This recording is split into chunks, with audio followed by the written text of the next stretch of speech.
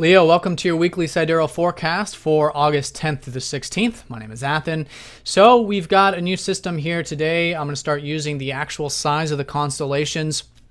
So if you haven't already checked that other video I made last week about using the chart calculator to see what your actual sun sign, moon sign, and ascendant sign is, do check that out. I'll put a link down in the description down below, because now these weeklies and monthlies I'm going to make are going to be more oriented towards where they actually are in the size of constellations. Because what I was using before was the Vedic system, which was, it's only an even 30 degrees. So do check, make sure you are still a Leo.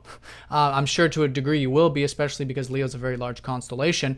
But the most important thing is watch it for your ascendant. At least that's what you'll find the most accurate. So if you aren't already doing that, do watch for your ascendant first, and then your sun and moon if you want to get a little bit more additional information. So that being said, if you are new to my channel, this is of course for Sidereal Astrology, which is different from tropical. So you want to check out that link down below as well.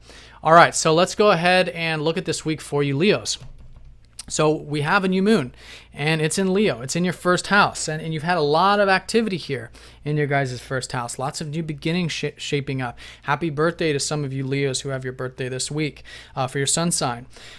So there's new beginnings. It's all about you, your goals, your drives, where you're headed. A lot of attention on self right now.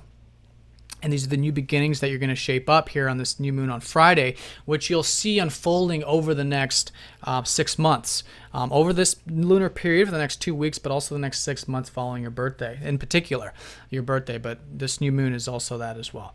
So this whole time period is relating to that. And I think you've been thinking about that. I think there's this understanding about how to search yourself, maybe your self-image, maybe reflecting on the self-image stuff and the beauty, stuff a little bit too, which has been Venus retrograde in your first house. But there's been a lot of attention, a lot of energy, and perhaps you guys have been very active lately, very optimistic lately as well, with Jupiter in your first house, which is very good. Maybe understanding more about philosophy, spirituality, things of that nature. So your ruler is going to be the emphasis, of course, and the sun. And so your sun's in here with lots of shining. It's easy for you to express yourself right now. It's go time. And just staying balanced, of course, with relationships, which I'll talk about, which has been Neptune transiting that 7th. But let's go ahead and look at the beginning of the week. Monday through Wednesday, Mars is going to be sextiling up to the North Node. So it's a reminder that this whole year up until November, which is just a few more months now, is about you having more enjoyment, more financial perhaps security in your life, or just more material security. This has been the North Node transiting the second house of yours. Focusing on that, oriented towards that, and growing in that direction will be very good for you to continue to do, especially Monday through Wednesday. I think you can understand a lot more about yourself. Now, while this energy is, in your first, you do have Mars in your 12th, which, first of all, isn't the best sign in Cancer for Mars, and certainly not the best house for Mars to be in. Very Mercury, very watery area. So the key with that is I think there's a lot of transformation happening in the unconscious within, and all that's great, because through that, again, you're understanding more about yourself, you're understanding more about your feelings, you're understanding more about what life is about, what your life path is, things like that. Maybe just through your dream space, maybe even not very consciously, but it's all shifting and changing. Mars rules your 4th and your 9th house. So the energy here with that is that Mars, it's hard, with this energy to express your actions and to take action and to do things. So if you're feeling like you're trying to assert, you're trying to, move forward, I think a lot of that is actually going easy for you. But at the same time, maybe there's uncertainty, maybe there's doubt, maybe there's things that are, working on behind the scenes in the unconscious that might be trying to, that are just kind of, hazy. So the key with that is to work with that, pay attention to your dream space, do things like physical exercise, like I've been advising everyone, because Mars is in a debilitated sign placement. It can help, motion comes from emotion. That's what this symbolizes. So the more you get your body moving, the more you get your motion going, the more it'll be easier for you to get that energy going, and your emotions will follow suit. The way you feel, because sometimes we don't feel like doing these things. But anyways, a lot to be said about that. But the point is that there is that pause. Make sure you're getting enough rest, relaxation, things like that as well. That's especially Monday through Wednesday. Then Wednesday through Thursday, the sun is going to be trining up to Uranus. So there is a lot of this, mixing things up with transformation. It's been very transformative, perhaps, for you, especially with these eclipse seasons and everything this year with the South Node, releasing the fact that sometimes we don't need drama, sometimes we don't need, transformation, and that's the truth, is that, transformation isn't the only area of life.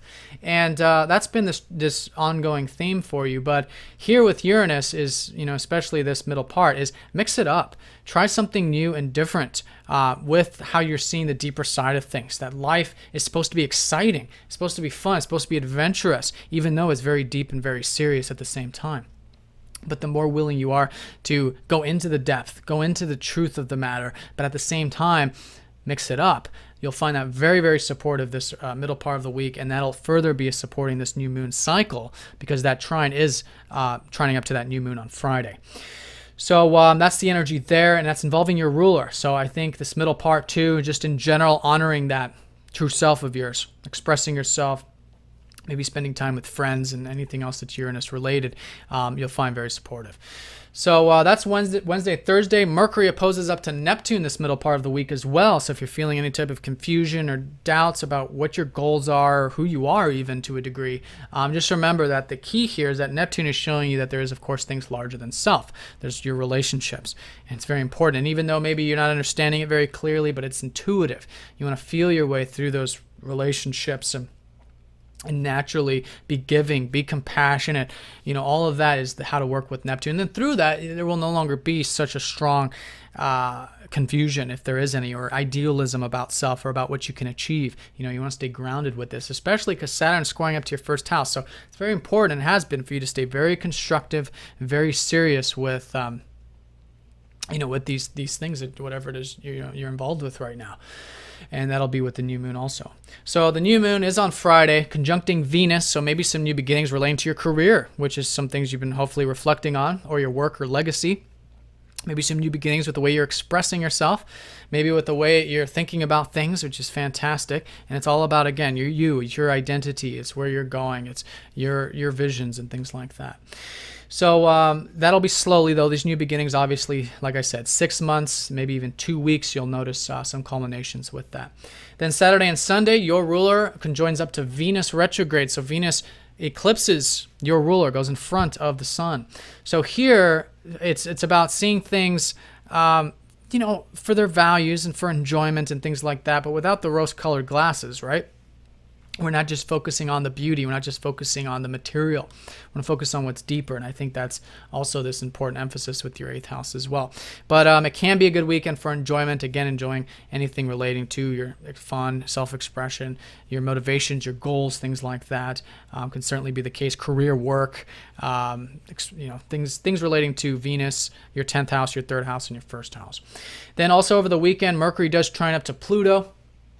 So we're all we're all going to have this very serious look on things. Okay, so over the weekend, I think you'll have that clarity, or clarity is not the right word. It's more like you'll be willing to see the truth of who you are. And that's great. The more willing you are to see the truth of who you are, and again, it's not a label. It's not like you are a certain way conceptually. It's just that you'll be willing to see your motivations, your passions, your drives, those kinds of things, which will further assist a lot of these new beginnings which are shaping up for you with this whole lunar cycle of your 1st house. All right, Leo, well, have a fantastic week. If you guys have any questions, please let me know. If you'd like a personal reading, click the link down below. I'll talk to you all next time.